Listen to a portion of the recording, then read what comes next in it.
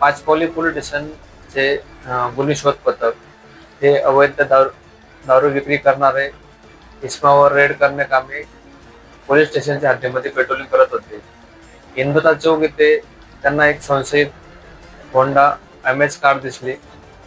तिला थांबवून तिची तपासणी केली असता तिच्यामध्ये चार बॉक्स विदेशी दारू आणि बिअरची बॉटल मिळून आली. सदर इसमावर त्या दारू बाळगण्याचे काही परवाना वगैरे मागणी केली, त्याच्या काहीच तसं काही उत्तर मिळालं नाही. पोलीस स्टाफ यांनी सदर कार व इस्माला पोलीस स्टेशनला आणलं वर कायदेशीर कारवाई करून त्याच्यावर पोलीस स्टेशन अपराध नंबर 437/25 दारूबंदी अधिनियमनुसार व मोटर व्हेकल नुसार गुन्हा दाखल झाला. सदर विदेशी दारू व बियर 12,000ची आहे आणि कारची किंमत 4,50,000 असा 4,62,000चा मुद्देमाल पोलीस स्टेशनला जप्त करण्यात आला. पोलीस पुढील कारवाई करत आहेत. कुठल्या पोलीस अधिकाऱ्यांच्या मार्गदर्शनात ही कारवाई करण्यात आली?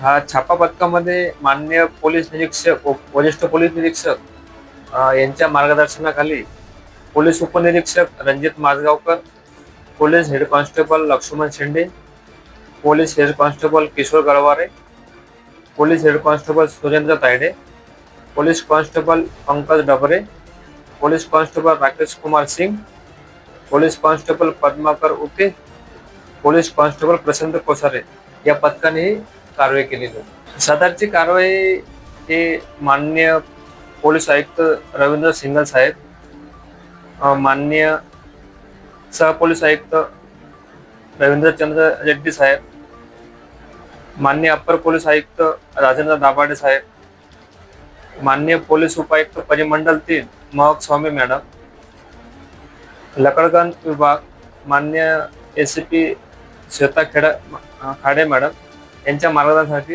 ही रेड कारवाई जप्ती पंचनामा कारवाई केली.